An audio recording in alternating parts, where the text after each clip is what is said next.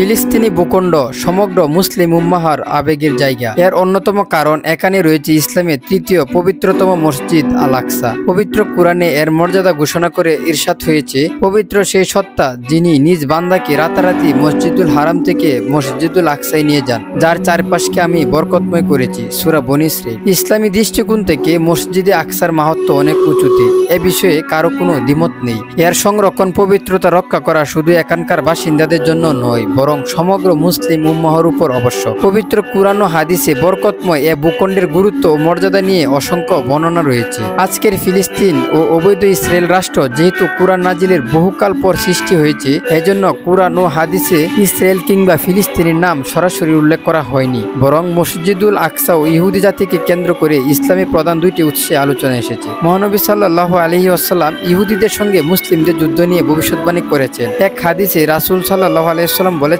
কিয়ামত সংগঠিত হবে না যতক্ষণ পর্যন্ত মুসলিমরা ইহুদি সম্প্রদায়ের সঙ্গে লড়াই না করবে। মুসলমানরা তাদেরকে হত্যা করবে, ফলে তারা পাথর বা বৃক্ষের আড়ালে আত্মগোপন করবে। তখন পাথর বা গাছ বলবে, হে মুসলিম, হে আল্লাহর বান্দা, এই তো ইহুদি, আমার পিছনে এসো, তাকে হত্যা করো। কিন্তু গারকাদ এ গাছ কথা বলবে না, কারণ এটি হচ্ছে ইহুদিদের গাছ। শুধু ইসরায়েলের বর্তমান ইহুদিরাই নয়, এ অভিশপ্ত জাতিটি পৃথিবীর ইতিহাসের অনেক আগে থেকে জুলুম, নির্যাতন সহ নানা অপকর্ম করে আসছে। পবিত্র কুরআন ঘোষণা করেছে, ইহুদিরা বিশৃঙ্খলা সৃষ্টিকারী জাতি। যখনই তারা যুদ্ধের আগুন জ্বালায়, আল্লাহ তা নিভিয়ে দেন এবং তারা জমিনে ফিতনা, ফাসাদ ও গোলযোগ সৃষ্টির চেষ্টা চালায়। আল্লাহ বিশৃঙ্খলা সৃষ্টিকারীদের ভালোবাসেন না। আল্লাহ তাআলা অন্যত্র বলেন, তারা ছিল নাফরমান ও সীমা লঙ্ঘনকারী। হযরত আব্দুল্লাহ ইবনে মাসউদ রাদিয়াল্লাহু আনহু সূত্রে বর্ণিত, ইহুদি জাতি অন্তত 300 নবীকে হত্যা করেছে। তবে এত দুর্দশার পরও আমাদের জন্য সুখবর হলো, রাসূল সাল্লাল্লাহু আলাইহি সাল্লামের ভবিষ্যদ্বাণী অনুযায়ী কিয়ামতের আগে অবশ্যই ইহুদি জাতি ফিলিস্তিনি মুসলিমদের কাছে